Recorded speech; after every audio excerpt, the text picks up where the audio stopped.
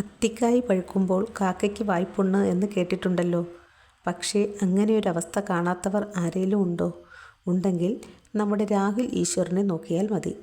8 വർഷമായി നടൻ ദിലീപിന് വേണ്ടി ഇത്രയേറെ മാധ്യമങ്ങളിൽ വന്നിരുന്ന് വാദിച്ച മറ്റൊരാൾ ഉണ്ടാകുമോ എന്നറിയില്ല.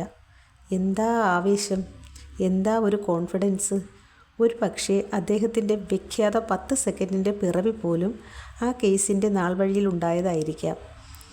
വർഷങ്ങളായി അദ്ദേഹം നിരന്തരം ദിലീപേട്ടൻ എന്ന് പറഞ്ഞ് ചാനലുകളിൽ വിളിച്ചു കൂവുകയായിരുന്നു. എന്നിട്ട് ആ ദിലീപേട്ടൻ ഈ കേസിൽ ഒരു പങ്കുമില്ല എന്ന വിധി വന്ന ദിവസം പാവം രാഹുൽ ഈശ്വർ ജയിലിൽ തന്നെ കഴിയുകയാണ്. ഒരു 10 സെക്കൻഡ് പോലും ദിലീപേട്ടന് വേണ്ടി സംസാരിക്കാൻ കഴിയാതെ. ഇനി നാളെയെങ്കിലും പുറത്തിറങ്ങാൻ സാധ്യതയുണ്ടോ ആവോ?